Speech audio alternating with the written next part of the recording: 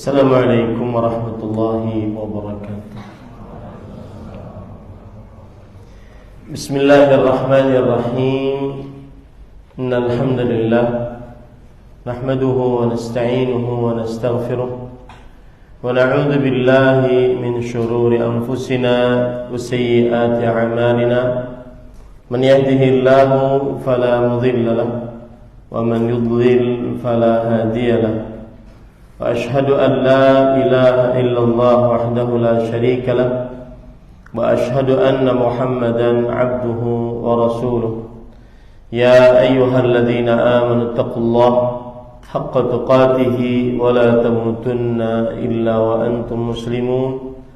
Ya ayyuhan nasu taqu rabbakumul ladzi khalaqakum min nafsin wahidah wa khalaqa minha zawjaha wa batha minhuma رجالا كثيرا ونساء واتقوا الله الذي تساءلون به والأرحام إن الله كان عليكم رقيبا يا أيها الذين آمنوا اتقوا الله وقولوا قولا سديدا يصلح لكم أعمالكم ويغفر لكم ذنوبكم ومن يطع الله ورسوله فقد فاز فوزا عظيما أما بعد فإن أصدق الحديث كتاب الله وأحسن الهدي هدي محمد صلى الله عليه وعلى آله وسلم وشر الأمور محدثاتها وكل محدثة بدعة وكل بدعة ضلالة وكل ضلالة في النار. Alhamdulillah, kita bersyukur pada Allah Subhanahu wa taala pada hari ini, hari Ahad ba'da subuh 27 Jumadil Ula 1445 Hijriah. Kita dimudahkan oleh Allah Subhanahu wa taala untuk kembali duduk bersama di Masjid Al-Ikhlas Dukuh Bima, Bekasi, dalam sebuah kajian Islam ilmiah rutin setiap Ahad pekan kedua di dalam pembahasan a'malul qulub wa mufsidatuha, amalan-amalan qalbu dan amalan-amalan perusak qalbu, yang mana pada kesempatan kali ini kita membicarakan mufsidatul qulub, amalan perusak hati yang kedua, yaitu ittiba'us syahwat, mengikuti syahwat yang haram. Salawat dan salam semoga selalu Allah berikan kepada Nabi kita Muhammad sallallahu alaihi wa ala alihi wasallam, pada keluarga beliau, para sahabat, serta orang-orang yang mengikuti beliau sampai hari kiamat kelak. Dengan nama-nama Allah yang husna dan sifat-sifatnya yang mulia, kita berdoa, Allahumma inna nas'aluka ilman nafi'an wa rizqan tayyiban wa amalan mutaqabbala. Allahumma amin. Ahibati fillah, afanillah wa iyyakum, kaum muslimin jamaah Masjid Al-Ikhlas Dukuh Bima yang saya cintai karena Allah. Semoga Allah Subhanahu wa taala selalu memberikan afiat kepada kita di dunia dan di akhirat. Pada pertemuan kali ini kita membahas salah satu amalan ataupun perbuatan yang merusak kalbu. Jadi beberapa waktu yang lalu kita membahas amalan-amalan kalbu. Sekarang kita membahas amalan yang merusak kalbu. Dan kalbu jika sudah rusak ataupun jika dia sakit, maka akan sangat berpengaruh kepada keimanan, ketakwaan dan keislaman serta keihsanan. Sangat berpengaruh kalbu kalau sudah rusak. Seperti yang kita akan bahas ini. Apabila seorang manusia mengikuti syahwat haramnya, maka akan rusak keimanannya.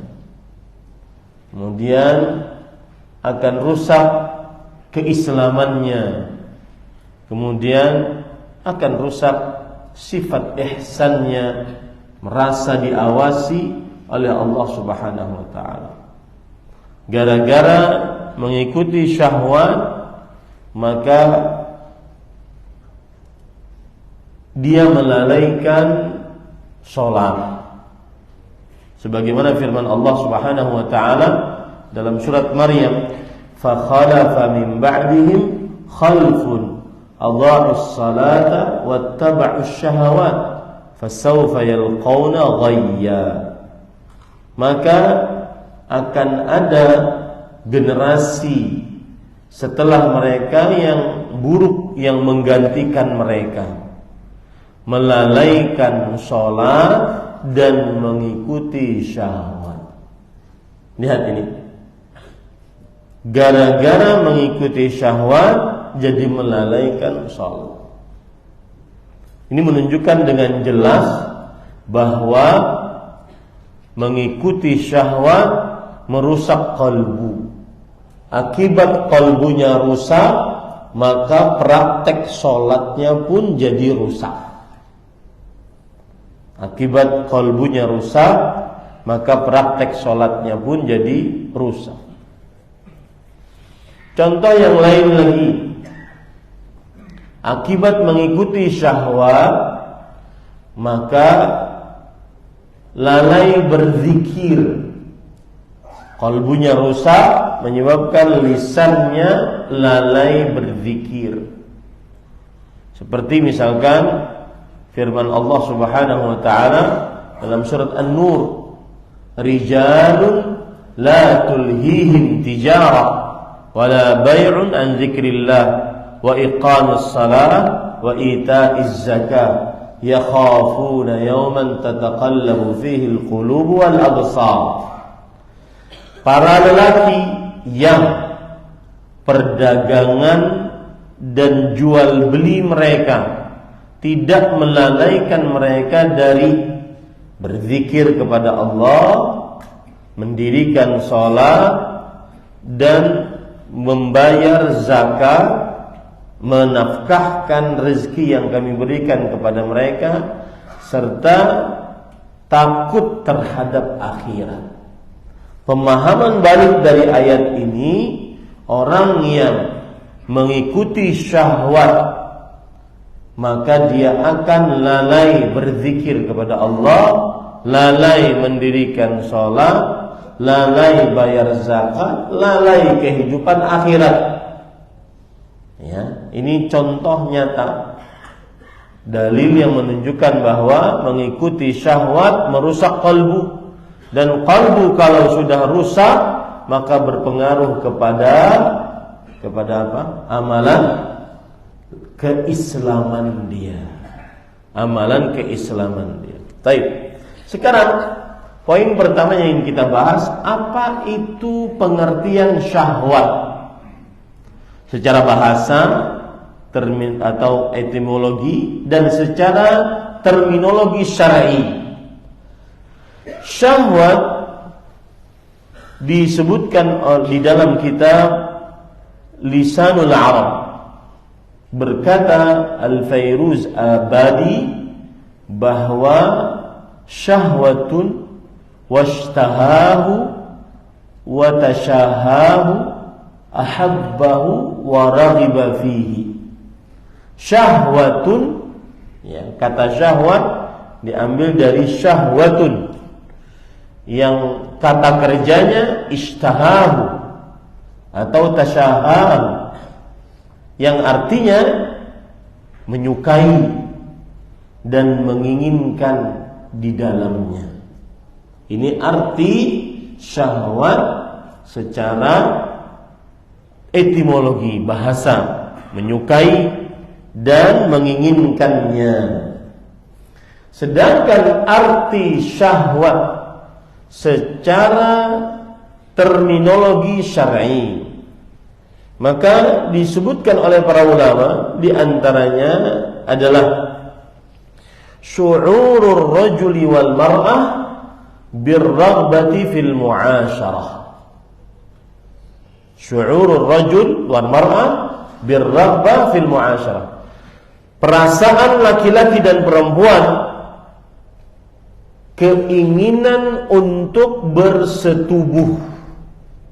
Perasaan laki-laki dan perempuan, keinginan untuk bersetubuh. Dan inilah yang kita maksudkan dalam tema kita ketika kita mengangkat tema mengikuti syahwat haram. Inilah yang kita maksud. Syahwat haram adalah perasaan lelaki dan perempuan, keinginan untuk bersetubuh dengan cara yang haram. Dengan cara yang haram. Kalau kita perhatikan makna syahwat secara terminologi syar'i secara umum, yaitu ishtiyaqun nafs ila syai'. Keinginan diri terhadap sesuatu. Keinginan kita terhadap sesuatu itu macam-macam.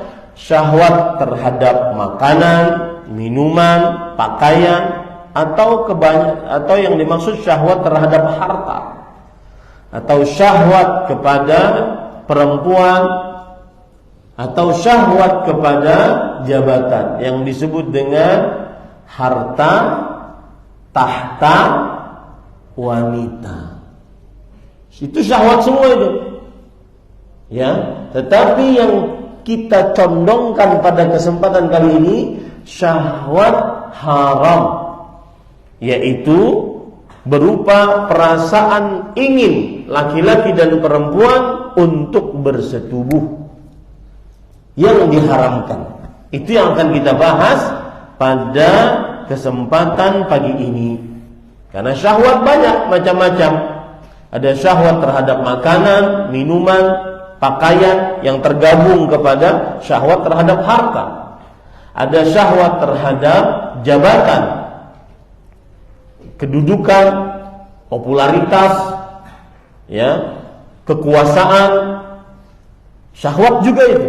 Tapi yang kita ingin bahas pada kesempatan ini adalah syahwat terhadap wanita yang diharamkan.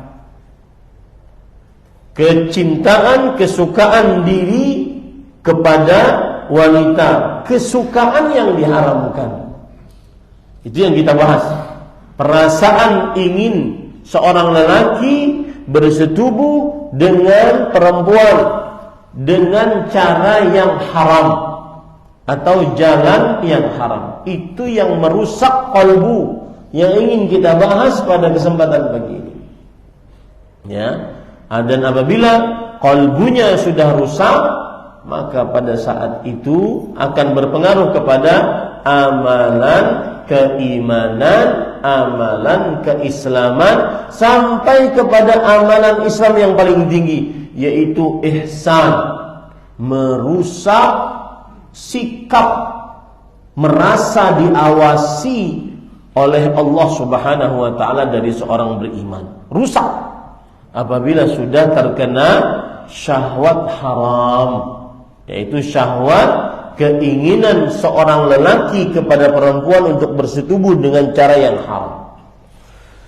Para ikhwah yang dirahmati oleh Allah Subhanahu wa taala, sesudah kita mengetahui poin pertama, maka poin yang kedua, sebenarnya syahwat terhadap wanita untuk bersetubuh jika diletakkan pada yang halal, maka itu adalah ibadah kepada Allah Subhanahu wa taala. Jadi sebenarnya syahwat terhadap wanita itu tidak salah. Ya, bahkan apabila ada anak kita, misalkan santri-santri kita suka kepada perempuan, oh berarti dia normal. Karena itu syahwat yang Allah ciptakan sebagai tabiatnya dari laki-laki kepada perempuan atau perempuan kepada laki-laki. Tetapi yang berbahaya adalah apabila syahwat tersebut diletakkan pada hubungan yang haram. Ini yang berbahaya. Coba lihat penjelasan Imam Ibn Taimiyah rahimahullah dalam kitab beliau Istiqamah. Inna Allah khalaqa fina syahawati wal ladzati linasta'ina biha ala kamali masalihina. Allah menciptakan di dalam tubuh kita ini syahwat, kelezatan-kelezatan agar kita bisa tertolong untuk menyempurnakan kepentingan-kepentingan baik kita. Contoh kata beliau, fa khalaqa fina syahwatal akli wal ladzati bih. Maka Allah menciptakan kepada kita syahwat untuk makan, lezat saat makan. Fa inna dzalika fi nafsi ni'mah. Sesungguhnya syahwat di dalam hal itu adalah nikmat dari Allah Subhanahu wa taala. Untuk apa syahwat makan diciptakan oleh Allah? Wa bihi yahsulu baqa'u jusumina fid dunya. Dengan makan, maka kita akan tetap badan kita di dunia ini. Wa kadzalika syahwatun nisa wal ladzatu bihi huwa fi nafsi ni'mah. Demikian juga syahwat kepada perempuan, lezat berhubungan dengan perempuan. Ini adalah sebenarnya nikmat pada dasarnya. Wa bihi yahsulu baqa'un nasl. Apa faedahnya syahwat kepada perempuan?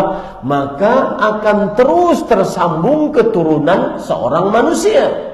Fa idza istu'ina bihadhihi al-quwa 'ala ma amarna kana dzalika sa'adatan lana fid dunya wal akhirah. Kalau seandainya syahwat-syahwat tersebut digunakan sesuai dengan yang diperintahkan untuk kita, maka itu merupakan kebahagiaan di dunia dan di akhirat.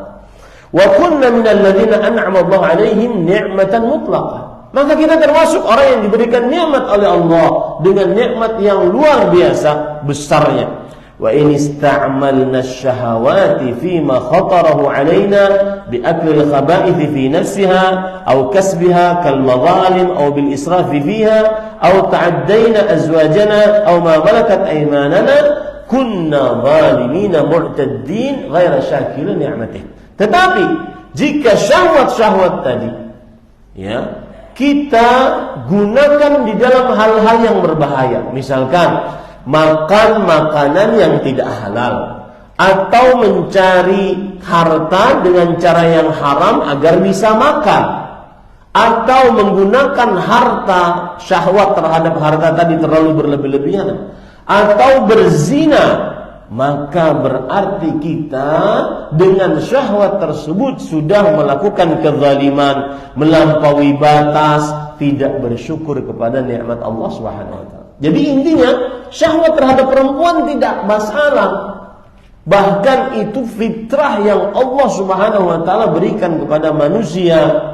Akan tetapi yang jadi masalah adalah syahwat kepada perempuan tersebut dilampiaskan pada yang halal atau yang haram. Ini yang jadi masalah para ikhwan yang dirahmati oleh Allah Subhanahu wa taala. Kemudian para ikhwan yang dirahmati oleh Allah Subhanahu wa taala, sekarang saya ingin menyebutkan poin yang ketiga. Jadi syahwat pada perempuan adalah fitrah yang Allah fitrahkan padanya, pada manusia.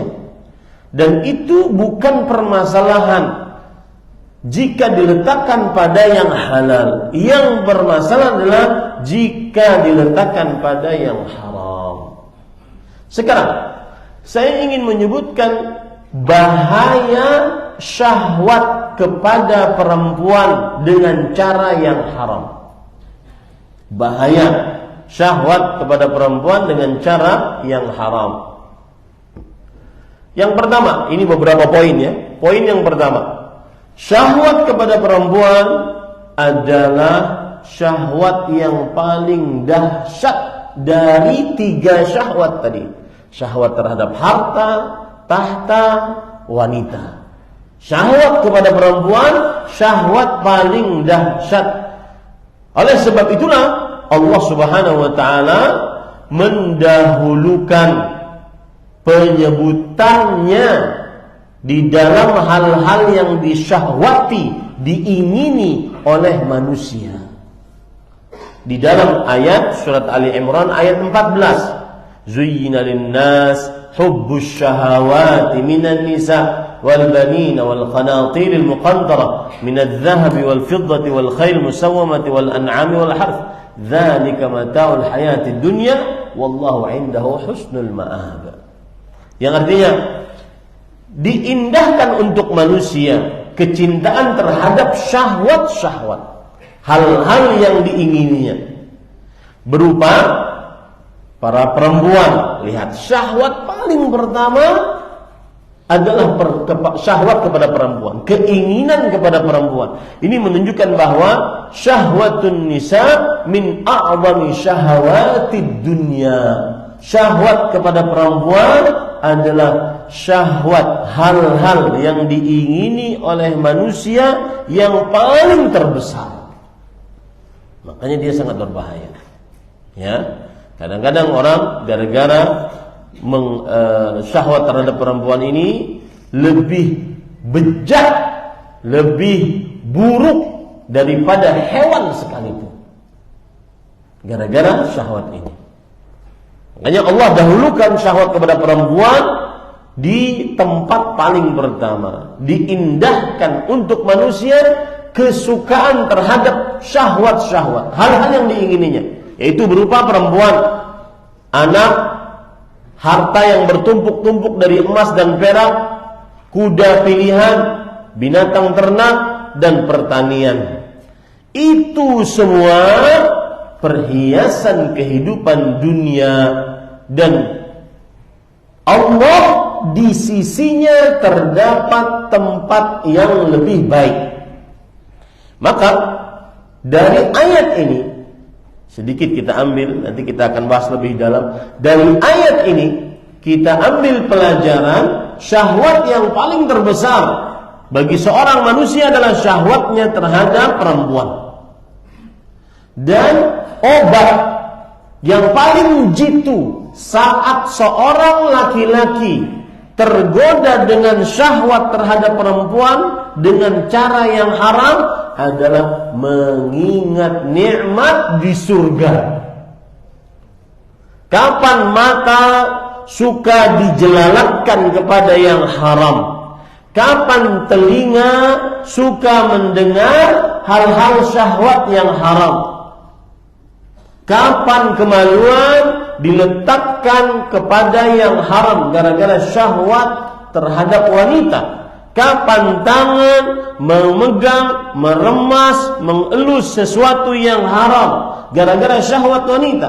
Maka jika ada orang kecanduan dengan syahwat tersebut, berdasarkan surat Ali Imran ayat 14, obat yang paling jitu manjur adalah ingat nikmat di surga lebih indah daripada syahwat wanita di dunia. Ingat bidadari. Coba antum baca surat Ar-Rahman, baca surat Al-Qari'ah, wa hurun 'ain ka'amthalil lu'lu'il maknun jazaa'an bima kanu ya'malun. Dan bidadari bagaikan mutiara-mutiara indah.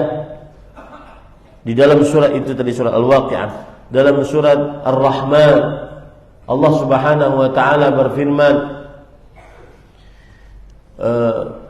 "Waliman khafa maqama rabbih jannatan."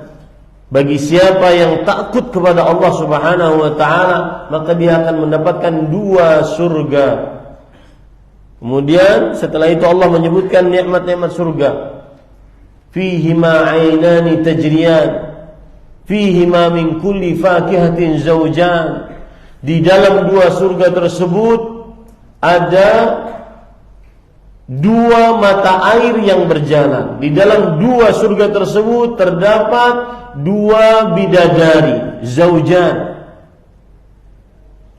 Fihinna qasiratut tarf lam yatmithunna insun qablahum wala jan.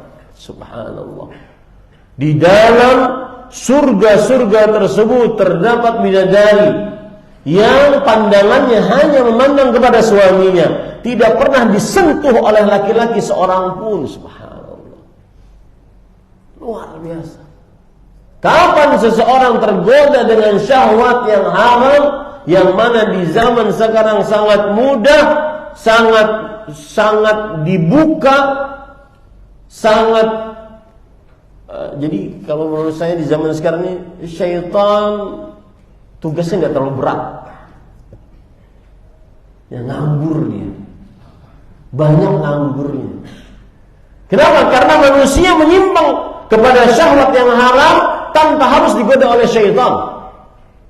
Dia setannya.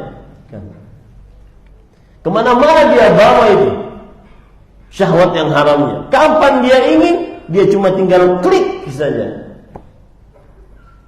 Subhanallah. Ini para ikhwan yang dirahmati oleh Allah Subhanahu wa taala.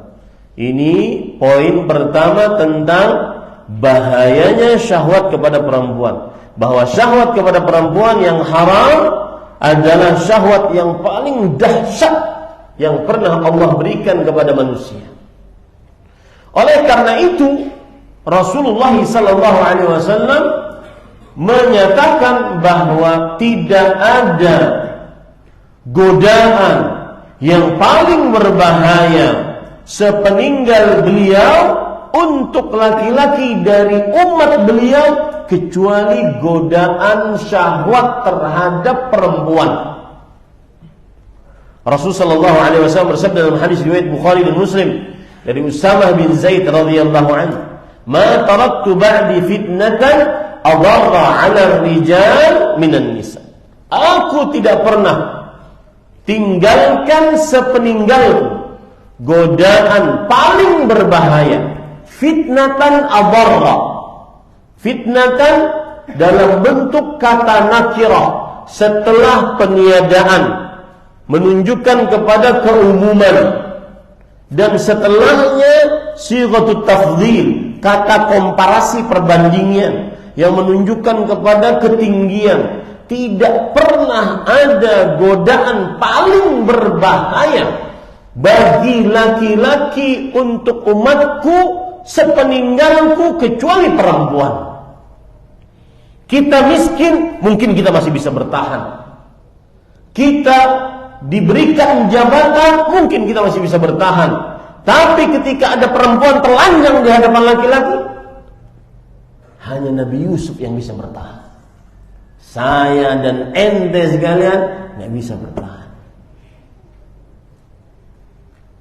Ini para ikhwan yang dirahmati oleh Allah Subhanahu wa taala. Oleh karena ini pula Nabi Muhammad sallallahu alaihi wasallam menyatakan bahwa godaan paling pertama yang dengan godaan tersebut Bani Israel binasa, hancur, luluh lantak adalah godaan perempuan. Bani Israel kuat, kokoh, tegar, tetapi luluh lantak gara-gara perempuan. Rasulullah sallallahu alaihi wasallam bersabda dalam hadis riwayat Muslim dari Abu Sa'id Al-Khudri radhiyallahu anhu, "Ittaqud dunya wattaqun nisa, fa inna awwala fitnati Bani Israil kanat fil nisa." Hati-hati terhadap dunia. Godaan dunia. Godaan dunia banyak, harta, tahta, wanita. Kemudian Rasulullah SAW mengatakan, hati-hati terhadap wanita. Padahal wanita bagian dari godaan dunia. Kenapa disebutkan secara tersendiri? Karena dia adalah a'zamu syahawatid dunia. Dia adalah syahwat yang paling terbesar di dalam dunia. Godaan dunia macam-macam. Ada syahwat terhadap wanita, syahwat terhadap harta, syahwat terhadap tahta. Tetapi diulang oleh Rasulullah SAW, hati-hati terhadap godaan dunia, hati-hati terhadap godaan wanita. Padahal wanita godaannya adalah bagian dari dunia. Kenapa disebutkan secara tersendiri? Untuk pengkhususan. Para ulama mengatakan dzikrul khas ba'dal 'am yadullu 'ala al-ikhtisas. Penyebutan yang khusus setelah penyebutan yang umum menunjukkan kepada pentingnya hal ini.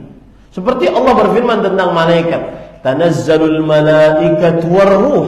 Para malaikat turun dan ruh turun. Siapa turun? Jibril. Jibril padahal alaihissalam termasuk malaikat. Kenapa disebutkan secara tersendiri? Tujuannya untuk mengkhususkan kemuliaan Jibril dibandingkan malaikat yang lain. Sama ini, ittaqud dunya, hati-hati terhadap godaan dunia. Wattaqun nisa, hati-hati terhadap godaan perempuan, syahwat terhadap perempuan yang haram. Padahal syahwat terhadap perempuan termasuk dunia. Menunjukkan bahwa a'zamu syahwati dunya syahwatun nisa. Syahwat dunia yang paling besar, syahwat yang haram terhadap para perempuan. Kemudian Rasulullah SAW bersabda, "Fa inna awwala fitnati bani Israil kanat fin nisa." Godaan paling pertama yang dihadapi oleh Bani Israel, yang menghancurkan Bani Israel, ada pada perempuan. Ini para ikhwan yang dirahmati oleh Allah Subhanahu wa ta'ala. Ini menunjukkan besarnya godaan perempuan dan syahwat perempuan. Para ikhwan yang dirahmati oleh Allah Subhanahu wa ta'ala, bahkan lihat, saking besarnya godaan syahwat terhadap perempuan, Rasulullah sallallahu alaihi wasallam,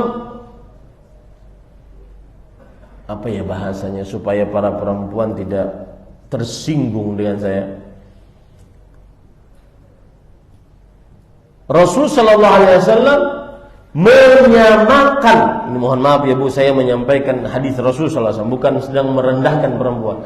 Rasul sallallahu alaihi wasallam menyerupakan perempuan dengan syaitan. Sebagaimana dalam hadis riwayat Imam Ahmad dan riwayat Imam Muslim. Saya bacakan hadisnya. Rasul sallallahu alaihi wasallam bersabda, "Innal mar'ah tuqbilu fi surati syaitan wa tudbiru fi surati syaitan." Sesungguhnya perempuan dilihat dari depan dalam bentuk setan, dilihat dari belakang dalam bentuk setan. Imam An-Nawawi rahimahullahu ta'ala ketika menafsiri atau mensyarah hadis ini, beliau berkata, perhatikan, kenapa diserupakan perempuan dengan syaitan? Ulama, para ulama berkata, maknanya adalah al-isyaratu ilal hawa wad du'a ilal fitnati biha. Ini menunjukkan isyarat bersyahwat kepada perempuan dan ajakan yang sangat kuat untuk tergoda dengan syahwat perempuan. Lima ja'alahu Allah fi nufusir rijal minal maili ilal nisa wal iltidhabi binadharihin wa ma yata'allaqu bihin. Karena Allah menjadikan di dalam diri para lelaki condong kepada perempuan, lezat dengan melihat perempuan, dan apa saja yang berkaitan dengan perempuan. Fahiya syabihatun bisyaitan, maka perempuan serupa dengan syaitan dalam sisi fi du'ai ila syarr wa biwaswasatihi wa tazinihi lahu. Dalam sisi samanya perempuan dengan syaitan untuk mengajak kepada keburukan, untuk mengajak kepada keburukan sehingga para lelaki tergoda, terfitnah, ternaikkan syahwatnya, birahinya. Itu maksud dari syaitan. Perempuan dilihat dari depan dalam bentuk syaitan, dilihat dari belakang dalam bentuk syaitan. Ini menunjukkan besarnya godaan syahwat kepada perempuan. Ini para ikhwan yang dirahmati oleh Allah Subhanahu wa ta'ala. Para ikhwan yang dirahmati oleh Allah Subhanahu wa ta'ala, seorang salafus salih menyebutkan besarnya godaan syahwat terhadap perempuan, yaitu Imam Tabi'in Sa'id ibn Musayyib rahimahullah. Beliau berkata di dalam kitab Zammul Hawa, perhatikan perkataan beliau, Ma ya'isa syaitan min syai'in illa atahu min qibalin nisa. Syaitan tidak pernah putus asa mengganggu manusia. Kalau sudah putus asa, dia pasti datang dari sisi perempuan. Syaitan tidak pernah putus asa dalam mengganggu manusia.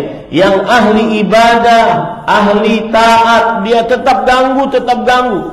Kalau seandainya dia tidak bisa mengendorkan semangat yang ahli ibadah, ahli taat tadi, maka dia akan gunakan senjata pamungkasnya, yaitu dengan godaan perempuan. Ini para ikhwan yang dirahmati oleh Allah. Apalagi yang dari awal memang sudah tidak saham, sudah tidak ahli ibadah, sudah malas beribadah, itu paling mudah digoda oleh syaitan dengan syahwat kepada perempuan.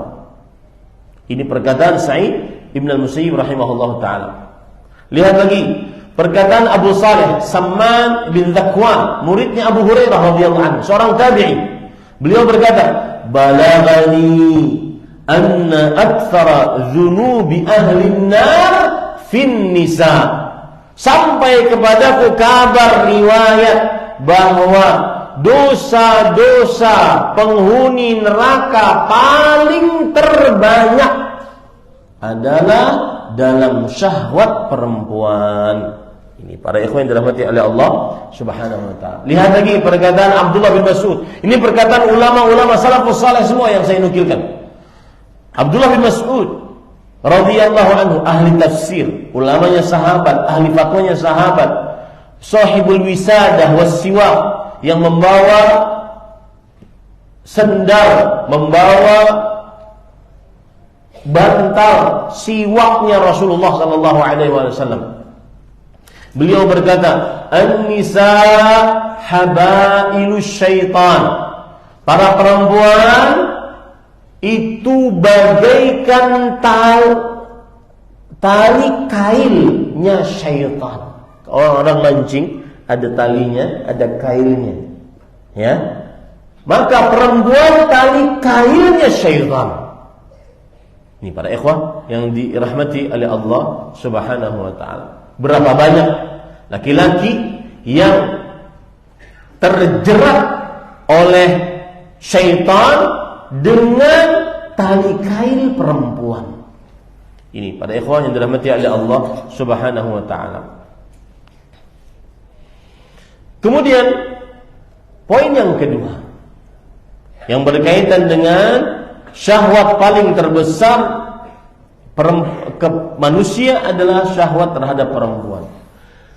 Yakini baik-baik, ini poin kedua, bahwa semua laki-laki lemah di hadapan syahwat perempuan. Semua laki-laki, jangan sok kuat. Ya. Jangan sok kuat. Semua laki-laki lemah. Mau dia alim, ahli ilmu, hafal Quran,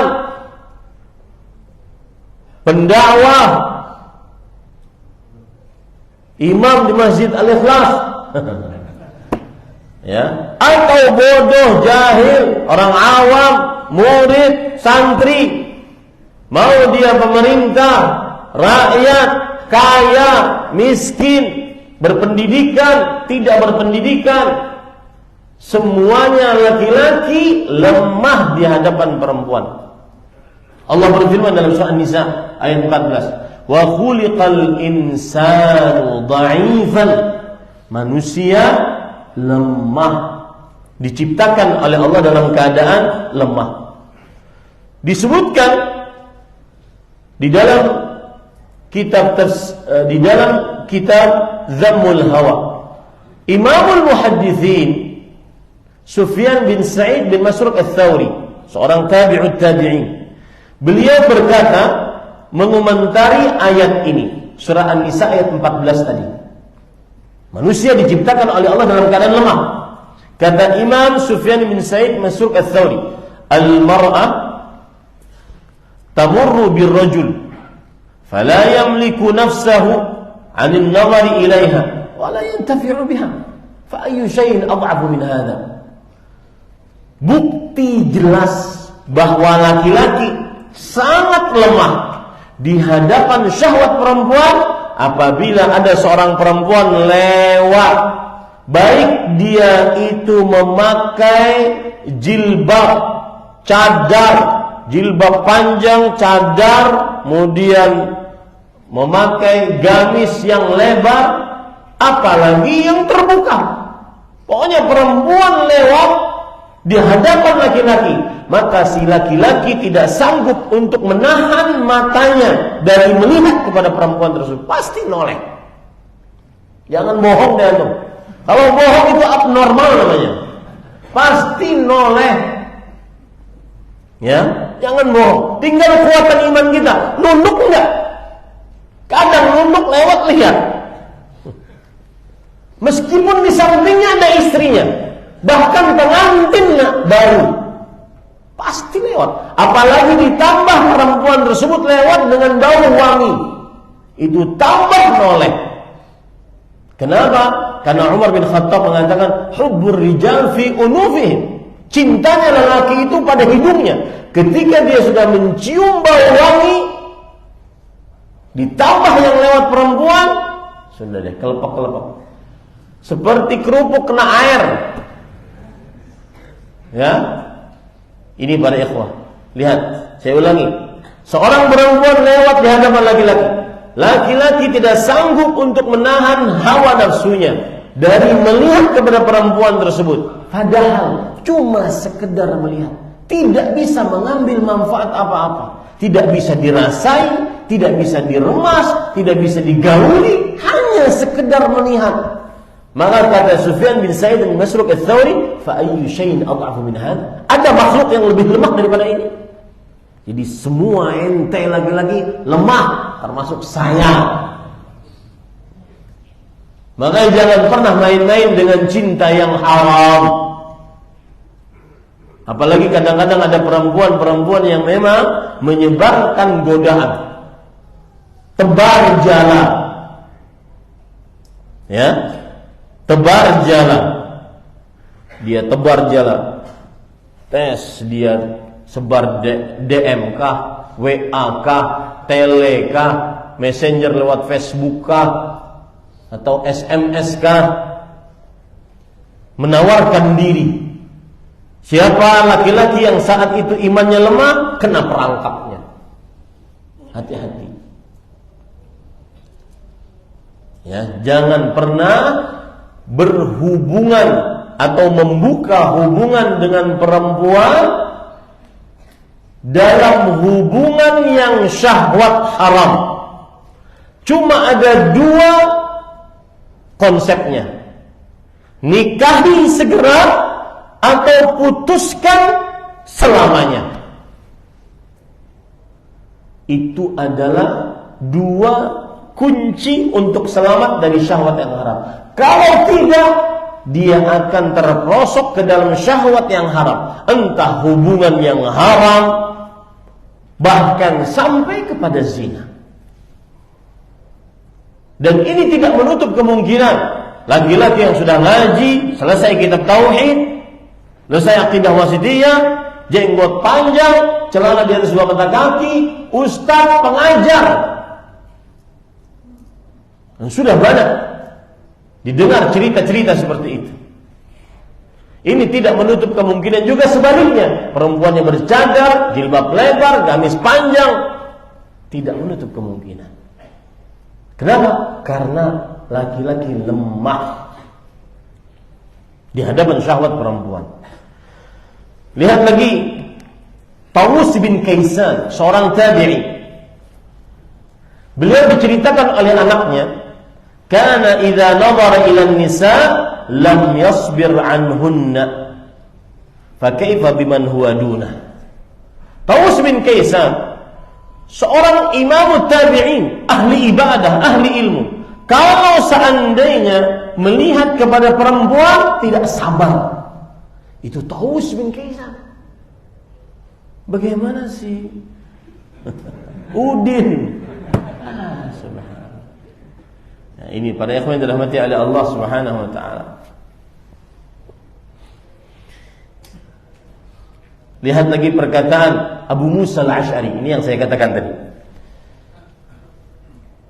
Maka perhatikan anak-anak, istri kalian, bapak ibu, bapak-bapak sekalian ya, istri, anak perempuan, kakak adik perempuan, bibi, dan seluruh keluarga perempuan. Hati-hati keluar rumah. Termasuk dosa besar keluar rumah dengan menyebarkan bau wangi yang dicium oleh kewangiannya oleh laki-laki yang bukan mahramnya. Lihat bahasa saya. Bukan hanya sekedar memakai minyak wangi, tetapi menyebarkan bau wangi yang tercium oleh laki-laki yang bukan mahramnya. Karena mungkin dia memakai minyak wangi keluar rumah tapi tidak tercium oleh laki-laki yang bukan mahramnya. Bisa nggak? Bisa. Dia pakai minyak wangi dari rumah, dia masuk mobil, tidak ada yang menciumnya kecuali suaminya. Kemudian dia datang pengajian, kemudian dia lihat dulu ketika pengajian tersebut, dia masuk langsung ke tempat perempuan, tidak ada yang mencium bau wanginya kecuali suaminya tadi. Pulang juga begitu. Ini tidak mengapa. Jadi jangan heran kalau seandainya, dan ini mengobati, kadang-kadang ada sebagian yang curhat, Ustaz, saya ikut ngaji di pengajian dakwah sunnah, para perempuannya, mohon maaf ya Bu, saya tidak menyinggung ibu-ibu yang hadir, para perempuannya kok bau Ustaz, pakaiannya tidak wangi Ustaz. Maka solusinya tadi, boleh memakai minyak wangi, asalkan tidak tercium oleh laki-laki yang bukan mahramnya. Yang paling utama adalah tidak tercium oleh laki-laki yang bukan mahramnya. Lihat Abu Musa al-Asy'ari radhiyallahu anhu. Beliau berkata, disebutkan perkataan beliau di dalam kitab Musannaf Ibnu Abi Syaibah. Beliau berkata,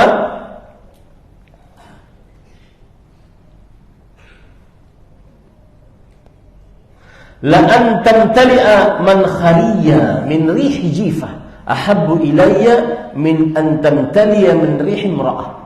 Sungguh kedua hidungku ini terisi dengan bau busuk bangkai lebih aku sukai dibandingkan terisi dengan bau wangi seorang perempuan. Subhanallah. Kenapa? Karena pasti tergoda. Seorang laki-laki sangat lemah dengan perempuan, dengan syahwat perempuan, terutama perempuan yang wangi.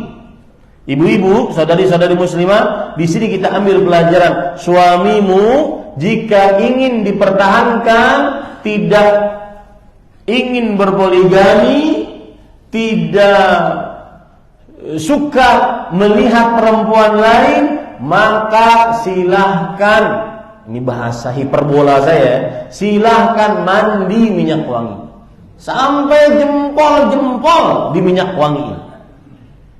Wallahi, ya, bagaimana suami tidak akan melihat kepada perempuan lain atau ingin merasakan perempuan lain karena yang halal yang ada di samping dia bau, dicium keningnya bau apek, ya. Dan alhamdulillah di zaman sekarang terbuka semua alat-alat wangi-wangian yang bisa digunakan oleh para perempuan. Dicium tubuhnya nggak enak. Hubbur rijal fi unufihim. Cintanya lelaki pada hidungnya. Ini para ikhwan yang dirahmati oleh Allah Subhanahu wa taala. Lihat Abdullah bin Mas'ud mengatakan, la an uzahima ba'iran matliyan biqatiran ahabbu ilayya min an uzahima imra'ah. Sungguh aku berdesak-desakan dengan onta yang dicek oleh kuningan yang panas. Onta dicek oleh kuningan yang panas lebih aku sukai daripada aku berdesak-desakan dengan perempuan. Ini para ikhwah lemah. Itu nas-nas para ulama salafus saleh, bagaimana mereka ingin mengatakan kepada kita bahwa lelaki sangat lemah di hadapan perempuan. Lihat lagi perkataan Sa'id bin Musayyib. Waktu itu umur beliau 84 tahun. 84 tahun. Salah satu mata beliau sudah tidak bisa melihat, yang lain kabur. Beliau berkata dalam keadaan seperti itu, "Ma min syai' akhwafu 'indi minan nisa." Tidak ada sesuatu apapun yang lebih aku khawatirkan, aku tergoda dengannya dibandingkan godaan syahwat terhadap perempuan. Subhanallah. Ini para ikhwan yang dirahmati oleh Allah Subhanahu wa taala. Itu poin yang kedua. Para lelaki siapapun dia lemah di hadapan syahwat perempuan. Makanya para ikhwah, apabila ada lelaki yang ada kesempatan untuk bersyahwat haram dengan perempuan, tapi dia meninggalkannya lillah, karena Allah, maka mendapatkan kedudukan yang tinggi di sisi Allah. Seperti 7 orang yang dinaungi oleh Allah di hari kiamat, tidak ada naungan pada saat itu kecuali naungannya Allah. Sebagian besar manusia tenggelam dengan keringatnya. Ada 7 golongan yang tidak tenggelam dengan keringatnya karena matahari waktu itu didekatkan. Salah satu dari 7 golongan tersebut adalah rajulun da'athum ra'atun dzatu mansibin wa jamal faqala inni akhafullah. Seorang lelaki diajak berzina oleh seorang perempuan yang mempunyai kedudukan dan kecantikan. Kemudian dia mengatakan, aku takut kepada Allah Subhanahu wa taala. Orang yang selamat dari syahwat perempuan, yang dia lemah di hadapan syahwat tersebut, dia mempunyai kesempatan untuk melampiaskan syahwat tersebut, tapi dia tinggalkan syahwat tersebut demi Allah. Makanya Allah Subhanahu wa taala akan berikan kedudukan dia yang paling tinggi di sisi Allah Subhanahu wa taala. Lihat Nabi Yusuf alaihissalam. Allah menyebut beliau innahu min ibadina al-mukhlasin. Beliau itu adalah hamba pilihan kami yang orang-orang ikhlas karena Allah Subhanahu wa taala. Poin yang ketiga, besarnya syahwat kepada perempuan dilihat dari sisi tersebarnya syahwat tersebut dengan mudah di tengah laki-laki. Dan ini banyak faktornya, terutama musuh-musuh Islam.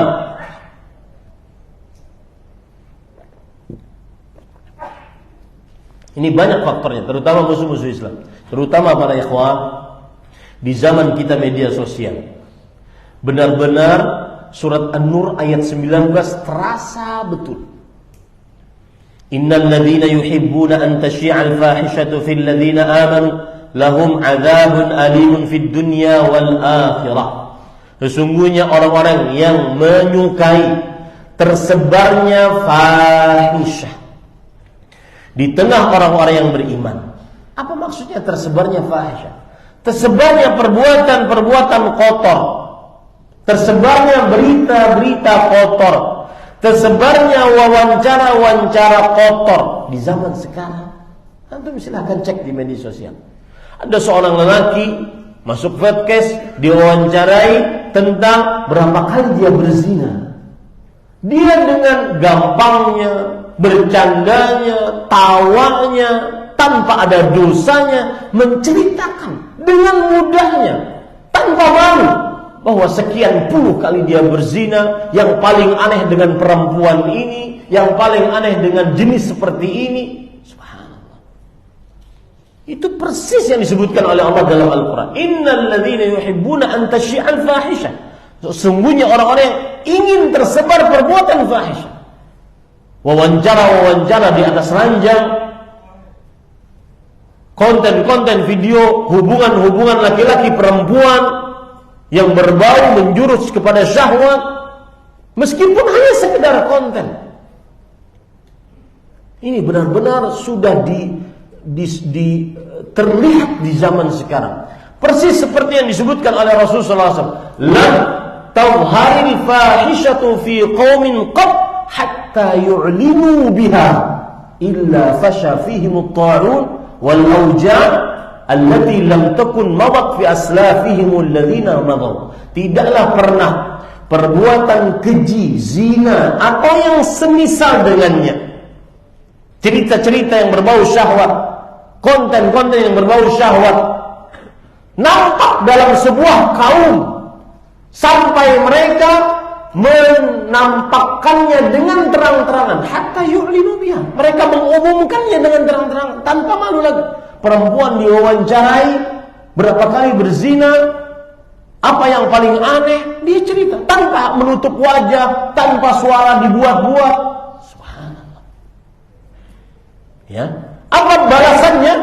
Apa ancaman siksanya? Melainkan akan tersebar di tengah mereka penyakit taun, penyakit mewabah dengan cepat tanpa ada obatnya, dan penyakit-penyakit yang belum ada sebelumnya di kaum-kaum sebelumnya, dan itu sudah terjadi.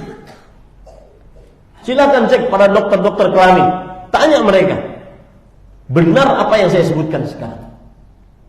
Maka para kita berdoa kepada Allah agar pemimpin kita di depan ini, terutama di negara Indonesia ini, harus ada undang-undang yang mengatur di stopnya acara-acara seperti itu.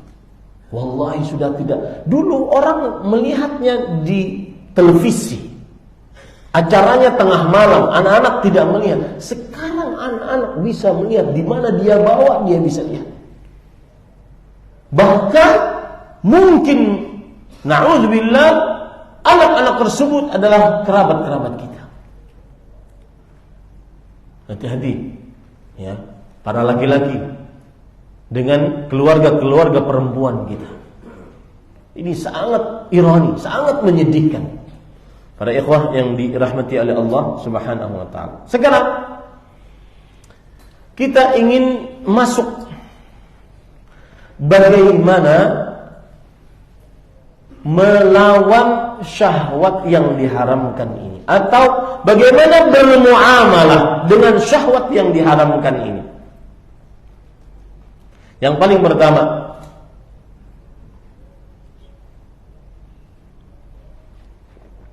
adalah mengucapkan dengan lisan dan dengan qalbu, ma'adzallah, saya takut kepada Allah, saya berlindung kepada Allah. Ucapkan dengan lisan, a'udzubillahi minasyaitonir rajim. Allahumma inni a'udzubika min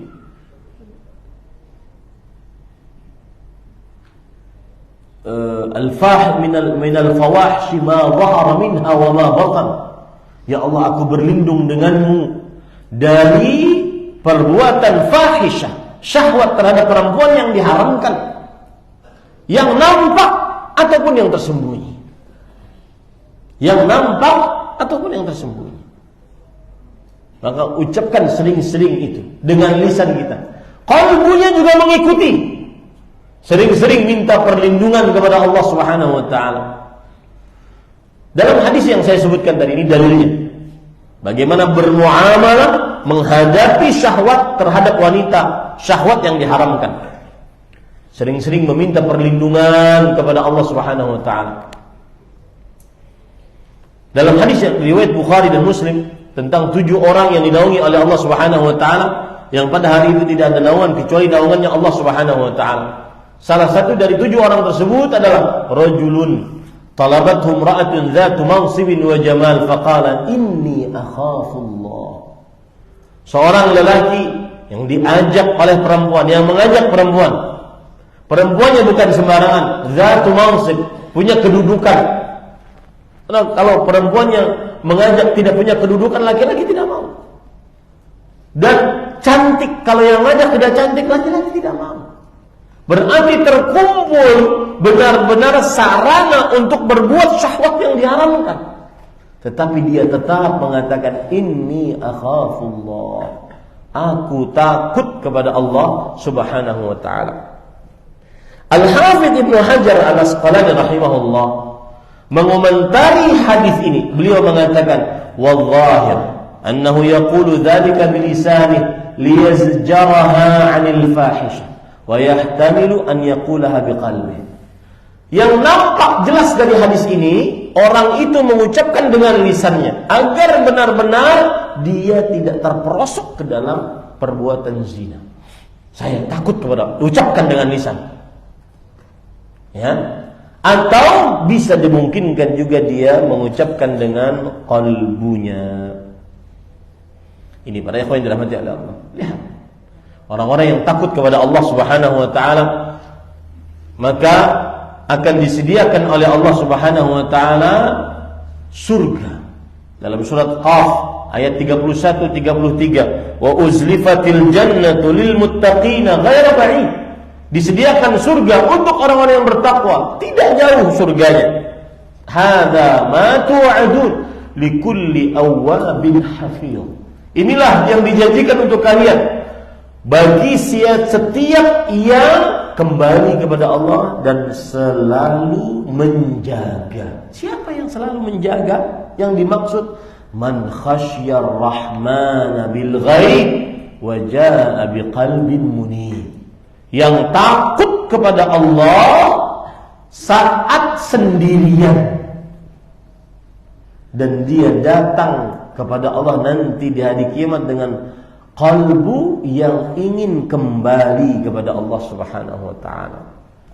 Makanya ada pepatah Arab mengatakan, idza khalauta bi ribatin fi dhulmatin wan nafsu da'iyatun ila tughyan fastahi min nazaril ilahi wa qul laha innal ladzi khalaqadh dhalama yarani.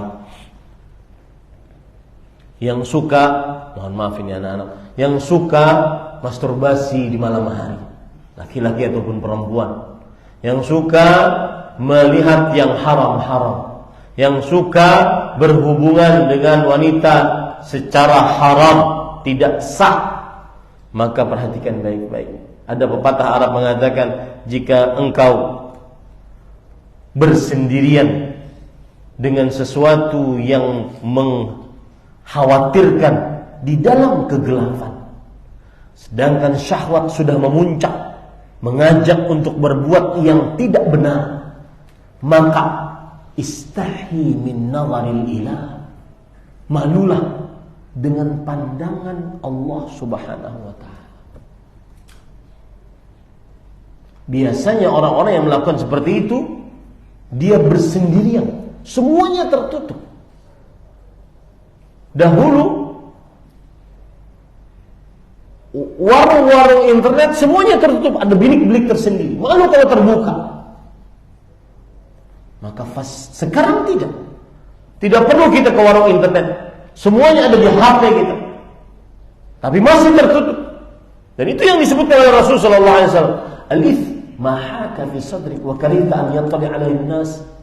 Dosa adalah yang membuat hatimu tidak nyaman dan engkau tidak suka dilihat oleh manusia, itu dosa. Maka pada saat itu fastahi min nazaril ilah, malulah bukan dengan pandangan manusia. Pandangan manusia terbatas, tetapi dari pandangan Allah Tuhanmu. Wa qul laha, dan ucapkan kepada jiwa ini, innal ladzi khalaqadh dhalama yarani, yang telah menciptakan kegelapan saat aku sendirian sedang melihat aku. Ini para ikhwan yang dirahmati oleh Allah Subhanahu wa taala. Imam Syafi'i rahimahullah taala berkata, "Idza khalawta ad-dahra yawman fala taqul khalawtu walakin qul 'alayya raqib." Jika engkau sendirian pada suatu hari, maka jangan engkau katakan aku sedang sendirian, akan tetapi katakanlah, ucapkanlah, tanamkanlah dalam qalbu, ada zat yang sedang mengawasi aku. Wala tahsabanna Allah yaghfalu sa'ah wala annama tukhfi alayhi ghib. Jangan sekali-kali engkau mengira Allah lalai walau sekejap pun terhadapmu. Dan jangan sekali-kali engkau mengira ada sesuatu yang tersembunyi oleh Allah Subhanahu wa taala. Ini para ikhwan yang dirahmati oleh Allah Subhanahu wa taala. Maka cara berinteraksi yang pertama dengan syahwat yang diharamkan, yang menyebabkan qalbunya rusak, akhirnya amalan lahiriahnya pun rusak, yaitu dengan cara menumbuhkan rasa takut kepada Allah, senantiasa berlindung kepada Allah Subhanahu wa taala. Lihat para ikhwah, coba bayangkan keadaan ini. Dalam hadis riwayat Bukhari, ada orang berkata, ketika itu dia terperosok ke dalam goa, mulut goa tertutup dengan batu. Kemudian mereka bertiga, salah seorang berkata, innahu la yunjina min hadhihi sakhrah illa an nad'u Allah bi salih a'malina. Kita tidak mungkin akan selamat dari goa ini, tidak mungkin bisa keluar kecuali kita berdoa kepada Allah agar Allah Subhanahu wa taala membukakan pintu ini yang tertutup dengan batu, dengan menyebutkan amal-amal saleh kita di hadapan Allah. Maka pada saat itu yang satu berdoa, Allahumma ya Allah, kanat li bintu am. Aku dulu punya sepupu perempuan, anak pamanku. Kanat ahabban nas ilayya. Aku sangat mencintainya. Makanya sepupu bukan mahram. Tidak boleh berdua-duaan dengan sepupu perempuan. Fa'aradtuha an nafsiha. Aku menginginkan dia untuk melayaniku. Famtana'at minni. Tapi dia tidak mau. Hatta alammat biha sanatun minas sinin. Faja'atni. Sampai dia di sebuah waktu merasa miskin. Dan dia minta bantuan kepada aku. Fa'ataitu 20 wa 100 dinar ala an tukhalli baini wa baina nafsiha. Fafa'alat. Aku kasih kepada dia, tapi dengan syarat. Aku kasih kepada dia sebanyak 120 dinar. 1 dinar itu sekitar 4,25 gram emas. Ini 120 dinar. Sangat banyak. Coba hitung pakai kalkulator. 120 dinar kali 4,25 gram emas. Berapa gram berarti? 580 gram emas. 1 gramnya sekarang berapa? 1 juta. Berarti 500 juta, setengah miliar. Lebih. Aku kasih dia setengah miliar. Dengan syarat dia melayaniku. Dan dia mau. Hatta idza qadirtu 'alaiha. Sampai jika aku sudah menguasainya. Qalat la uhillu laka an tafudda al-khatama illa bihaqqi. Aku tidak halalkan untukmu, kata si perempuan. Engkau tidak boleh merenggut keperawananku kecuali dengan cara yang sah, nikahi aku. Di dalam riwayat yang lain, ittaqillah wa la tafuddul khatama illa bihaqqi. Takutlah engkau kepada Allah. Tidak boleh keperawanan ini direnggut kecuali dengan kebenaran. Apa yang terjadi pada ikhwan? Harta sudah diberikan, syahwat sudah memuncak. Ini cintanya. Tidak ada yang menghalanginya. Tapi karena dia takut kepada Allah, fataharrajtu minal wuqu'i 'alaiha. Ku sangat berat untuk melakukan hubungan itu dengannya. Fansaraftu anha wa hiya ahabbun nas ilayya. Lihat subhanallah hadisnya. Aku pun pergi darinya dalam keadaan dialah wanita yang paling aku cintai. Aku tinggal wa taraktu adh-dhahab alladhi a'taituha. Aku tinggalkan emas yang sudah aku kasih. 500 miliar lebih aku kasih, dan cintaku aku kasih kepada dia. Aku tinggalkan dia. Ini orang istimewa ini. Kapan bisa seperti itu? Ketika ada muraqabatullah. Selalu merasa diawasi oleh Allah Subhanahu. Makanya kiat yang pertama bermuamalah, berhadapan dengan syahwat haram terhadap perempuan adalah tingkatkan rasa takut, minta perlindungan kepada Allah Subhanahu wa taala. Cara bermuamalah yang kedua yaitu hati-hati dengan mata-mata yang berkhianat. Hati-hati dengan mata-mata yang berkhianat. Ada perkataan menarik dari Imam Ibnu Qayyim rahimahullahu taala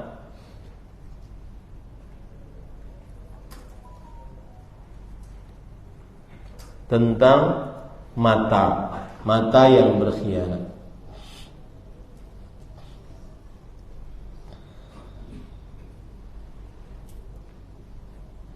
Sebentar ya. Saya baru keinget sekarang. Padahal bukan materi yang ingin saya sampaikan, tapi ini ada hubungannya dengan mata yang berkhianat.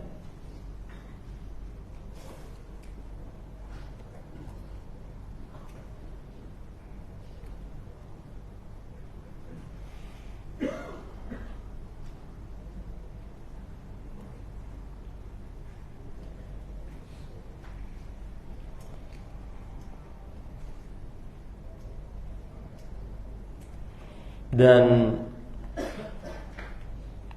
itulah rahasia mengapa Allah Subhanahu wa taala menciptakan di dalam tubuh kita pendengaran terlebih dahulu sebelum penglihatan. Maknanya begini. Adimul basar ashaddu dararan fid dunya min adimis sama'. Wa asyaddu salamatan fid din. Ya, subhanallah. Yang artinya orang yang buta, dan orang buta yang tidak bisa melihat lebih suka dikatakan buta daripada tunanetra. Ya, karena saya pernah ngisi pengajian di hadapan komunitas para orang buta.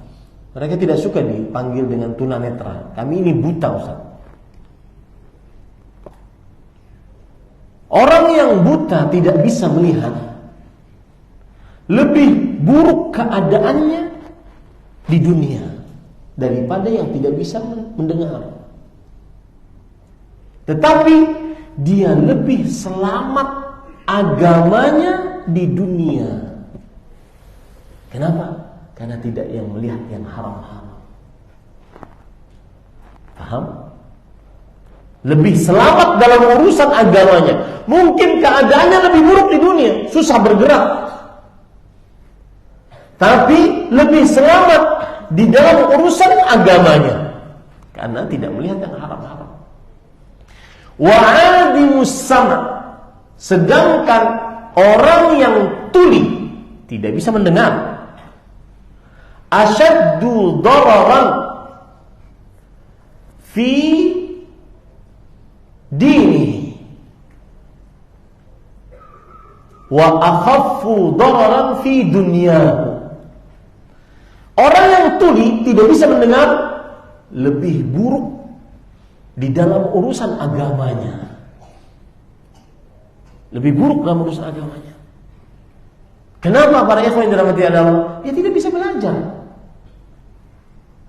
Susah belajar agama. Akhirnya lebih buruk dalam urusan agamanya. Meskipun lebih ringan keburukannya dalam urusan dunianya, tapi dia masih bisa beraktivitas, bisa melihat, tapi lebih buruk dalam urusan agamanya.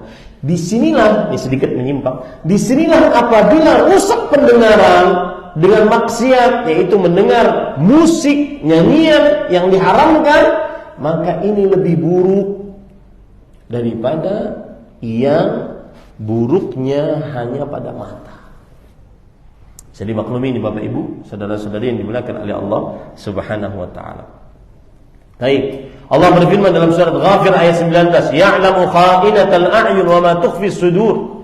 Allah mengetahui mata-mata yang berkhianat dan apa saja yang tersembunyi di dalam kalbu.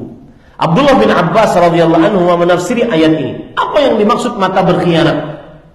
Kata Abdullah bin Abbas, huwa ar-rajul yadkhulu ala ahli al-bait baitahu wa fihimul mar'atul hasna. Ada seorang lelaki yang ingin melamar seorang perempuan, dia pergi kepada keluarga perempuan tersebut. Si perempuan yang ingin dilamar ada duduk di situ karena bersama keluarganya. Kadang-kadang perempuan tersebut juga lewat, kadang-kadang ngambil minuman, makanan. Fa idza ghafalu lahadha ilaiha.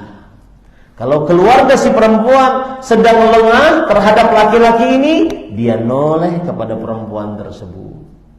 Fa idza fatinu ghadda basarahu anha. Kalau keluarga perempuan ini perhatian kepada si laki-laki yang melamar ini, dia pura-pura menundukkan pandangannya. Fa idza ghafalu lahawa, fa idza fatinu ghadda.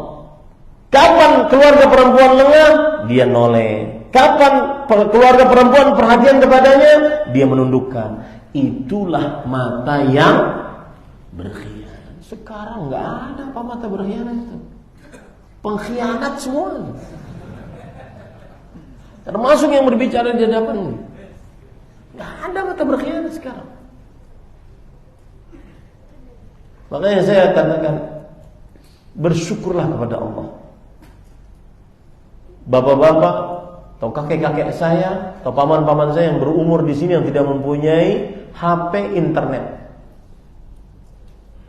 ya, yang mempunyai hanya HP monokrom, yang kalau kucing dilempar dengan HP itu kucingnya mati. Ya, bersyukurlah. Minimal mengurangi dosa yang sangat banyak. Setiap hari dikurangi pahalanya. Setiap hari. Dan subhanallah para ikhwan, melihat kepada perempuan yang bukan mahram itu dosa kecil. Oh, dosa kecil ya Ustaz? Alhamdulillah. Bukan alhamdulillah. Ya, saya ingin mencapai sesuatu. Tetapi jika dilakukan terus menerus, bisa naik menjadi dosa besar. Al-israr ala saghair kabirah. Terus menerus melakukan dosa kecil sampai tidak ada rasa malu kepada Allah, tidak ada rasa berat melihat yang haram, bahkan sampai lezat, menjadikan dia menjadi dosa besar. Hati-hati para ikhwan yang dirahmati Allah. Itu maka berkhianat. Maka hati-hati dengan pandangan. Allah berfirman di dalam Al-Quran, surat Al-Isra ayat 36, "Wala taqfu ma laysa laka bihi 'ilm. Inna as-sam'a wal basara wal fu'ad kullu ulaika kana 'anhu mas'ula." Janganlah kalian berbuat di atas sesuatu yang kalian tidak memiliki ilmu di dalamnya. Sesungguhnya lihat, didahulukan pendengaran. Makanya hati-hati dengan musik dan nyanyian. Pendengaran, karena kalau rusak pendengaran, rusak kalbunya. Lebih dahsyat daripada rusak apa? Matanya.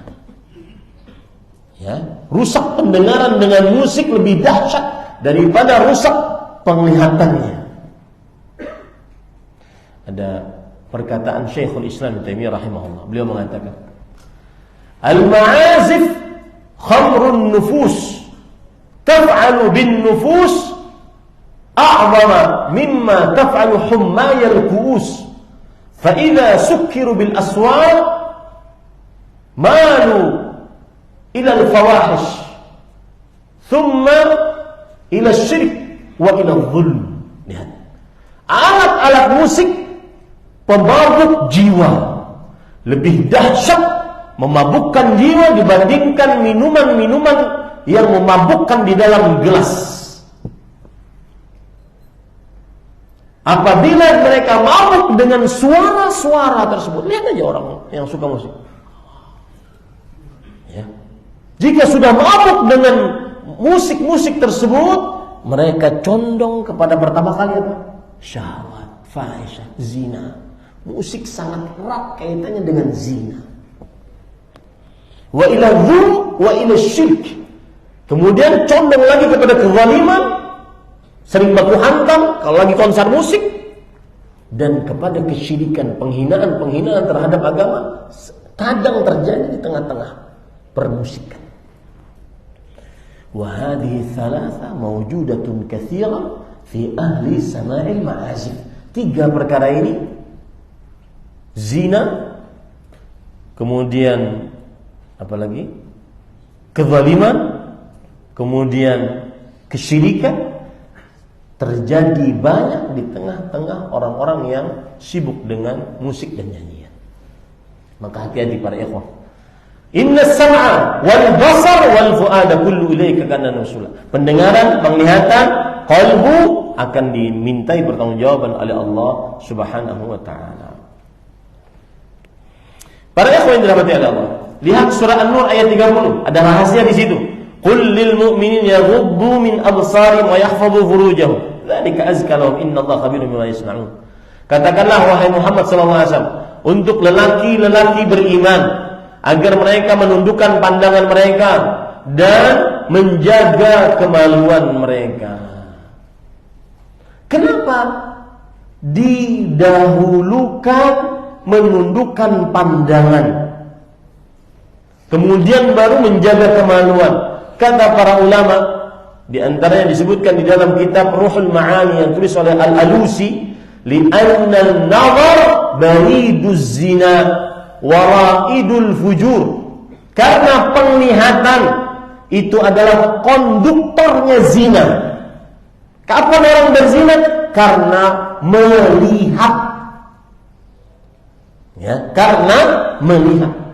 Dan dia adalah raid, bendera untuk melakukan perbuatan maksiat syahwat yang diharamkan. Maka hati-hati dengan pandangan.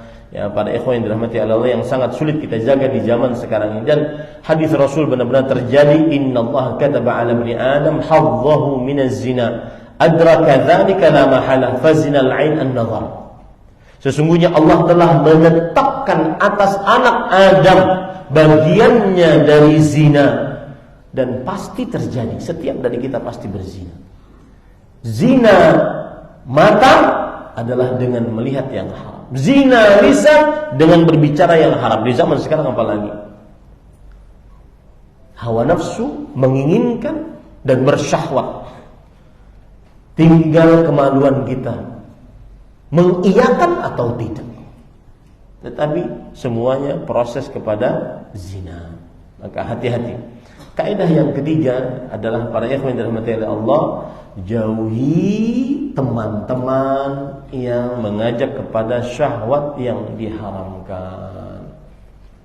Sedikit-sedikit berbicara tentang syahwat yang diharamkan, berbicara tentang badan perempuan, kemaluan perempuan, alat-alat vital perempuan.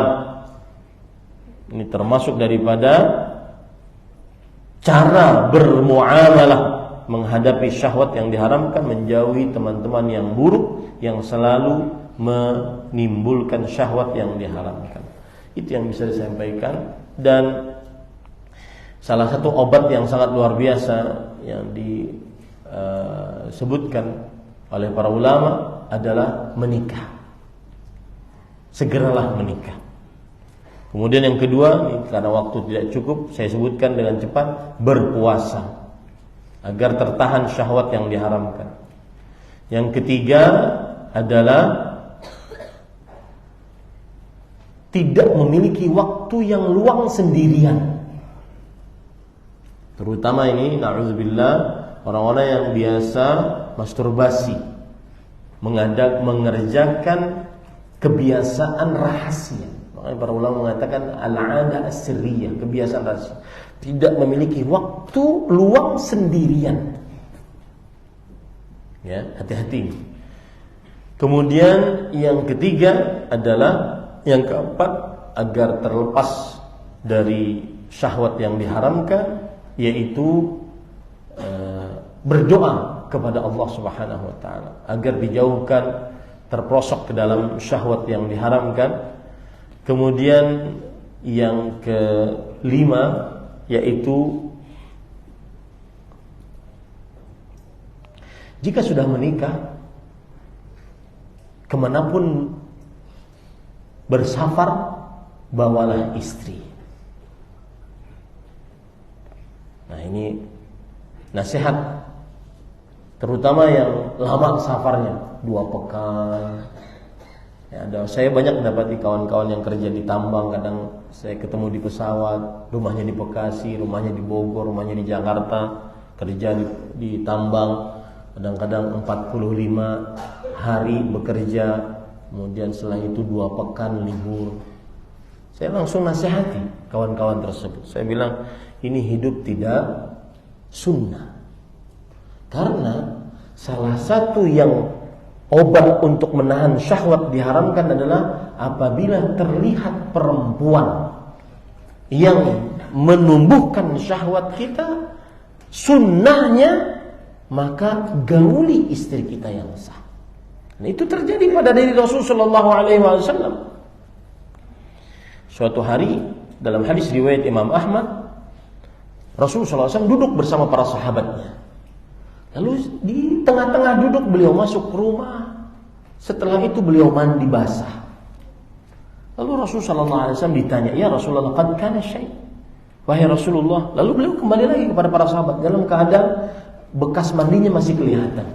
Lalu para sahabat bertanya, "Wahai Rasulullah, adakah sesuatu terjadi?" Kemudian Rasulullah SAW menjawab, "Ajal, iya. Marrat bi fulanatun fawaqa'a fi qalbi syahwatun nisa." Perempuan lewat. Lalu syahwat di dalam qalbuku naik. Ya. Itu lewat. Belum ada internet di zaman dulu. Bagaimana sekarang bukan hanya lewat, dipantengin. Ya. Fa'ataitu ba'dha azwaji fa'asabtuha. Maka ketika syahwatku naik, aku datangi istriku. Lalu aku gauli dia. Fakadzalika faf'alu. Maka demikianlah lakukan. Fa innahu min amathili a'malikum ityanul halal. Sesungguhnya amalan ibadah yang paling afdal bagi kalian adalah bergaul dengan istri yang halal. Nah, ini tidak bisa kalau seandainya LDR, long distance relationship. Makanya saya sering mengatakan LDR itu tidak nyunnah. Yang sekarang di sini LDR, maka panggil istrinya. Wahai istriku, sini engkau. Ya, saya garap kamu. Ya, daripada melihat yang haram setiap hari, bermuamalah dengan syahwat yang haram setiap hari. Ini yang bisa saya sampaikan.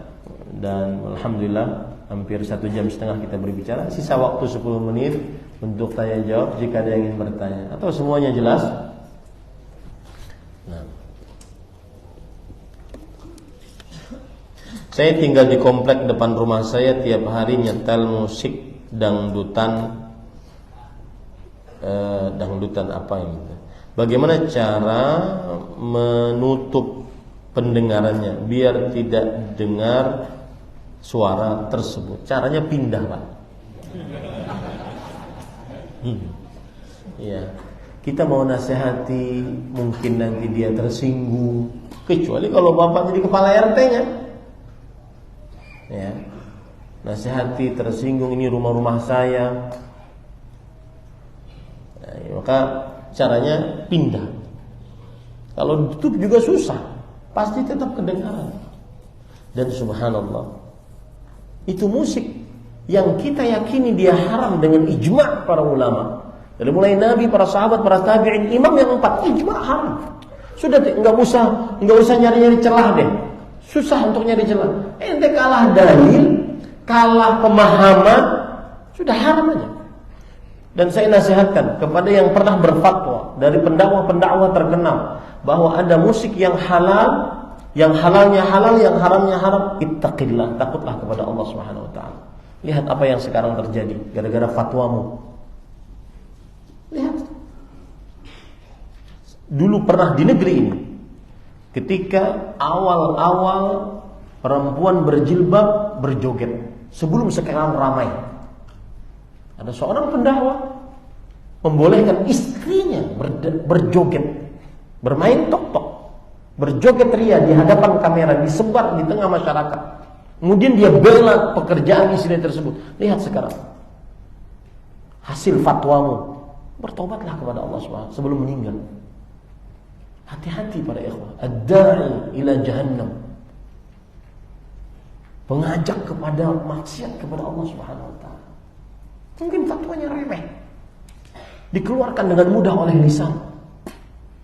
Akan tapi lihat sekarang bagaimana fatwa-fatwa yang dianggap remeh tersebut menghancurkan orang, menghancurkan umat Islam. Maka pada ikhwan, ditutupi juga susah. Ya, ditutupi juga susah. Dan saya ingin cerita tadi, kita meyakini dia haram, tapi ketika itu terdengar setiap hari, jadi lezat. Kenapa? Karena memang dia itu khamrun nufus, mabuk jiwa, mau tidak mau. Dia pemabuk jiwa. Saya pernah suatu saat bersama Ustaz Muhammad Dr. Arifin Badri hafizahullah. Suatu saat kita ada di sebuah daerah, kemudian kita cari rumah makan yang tidak ada musiknya. Singgah di situ, lalu ternyata pas singgah bukan tidak ada musiknya, malah ada konser di dalam situ. Nah, alhamdulillah. Tengah-tengah makan dia main. Asalnya kita benci, lama-lama mulai enak nih. Iya, memang manusia begitu. Itu susah untuk dibohongi, susah. Makanya hati-hati yang antum ke pasar setiap hari mendengar musik, subhanallah, berat itu para ikhwan. Berat. Kerja di sebuah tempat yang setiap hari mendengar musik, itu berat. Hatinya berat. Dan orang yang dengar musik jauh dari berzikir kepada Allah Subhanahu wa taala. Itu pasti.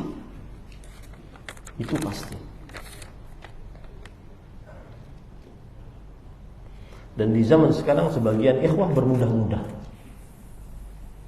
Ada video ustaz dikasih backsound dengan backsound musik. Dianggap ini adalah tadi yang fatwa tadi. Musik itu halalnya halal, haramnya haram. Dan Rasulullah SAW tidak pernah mengatakan seperti itu. Jadi salah satu yang paling getol berbicara musik tentang haramnya musik, karena sebabnya itu bukan karena hanya sekedar musiknya, tapi hasil yang dihasilkan dari mendengar musik tersebut, kemungkaran. Maka jauhi pada ikhwan yang dirahmati oleh Allah. Nanti ada orang-orang yang tidak bisa meninggalkan tapi malah mengumpat orang yang berdakwah.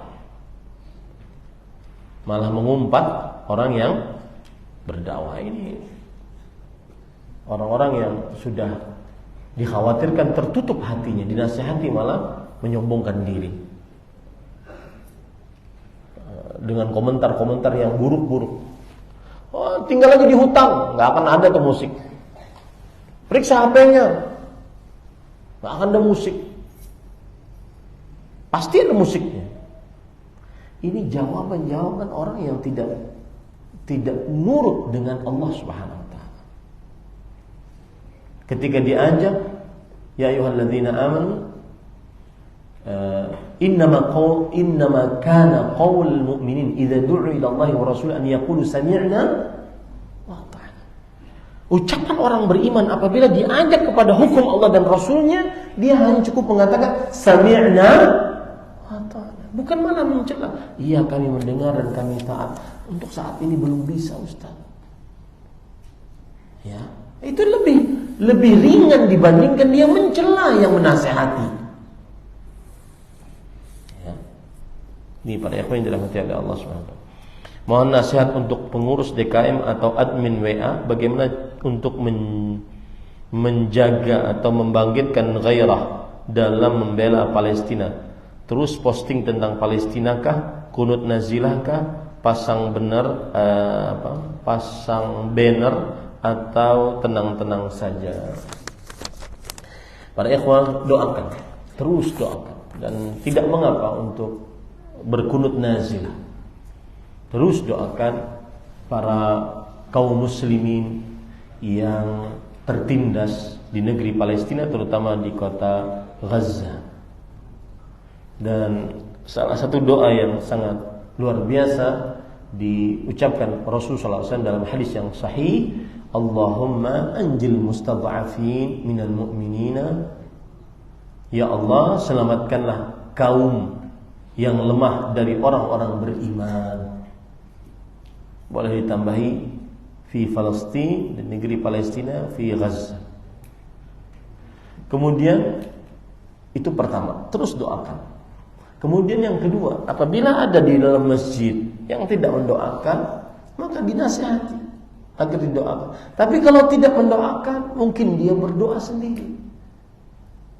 Ya, mungkin dia menangis sendiri dalam karung doakan kaum muslimin. Jadi jangan sampai berburuk sangka dengan kaum muslimin yang lainnya.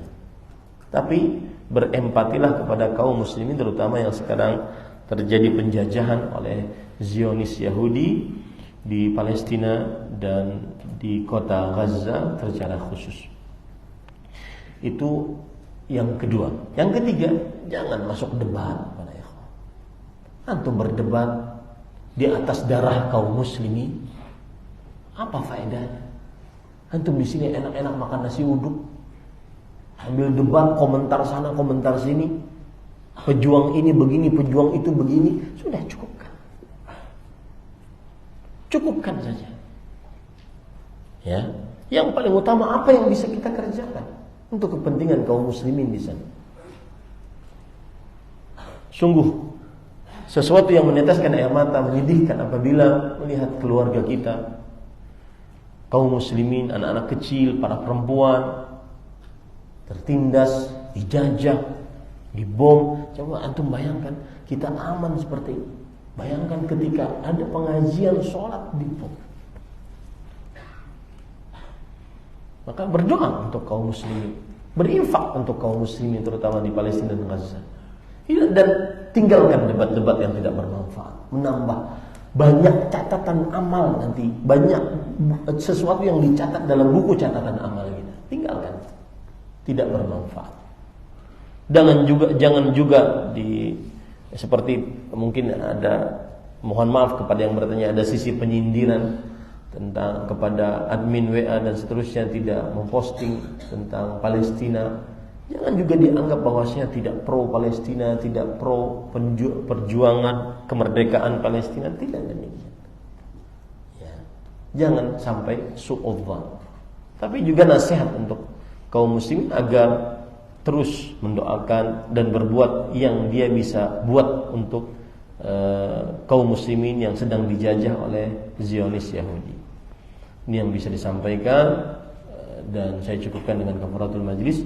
Subhanakallahumma bihamdik, asyhadu an la ilaha illa anta, astaghfiruka wa atubu ilaik. Wa sallallahu nabiyana Muhammad walhamdulillahi rabbil alamin.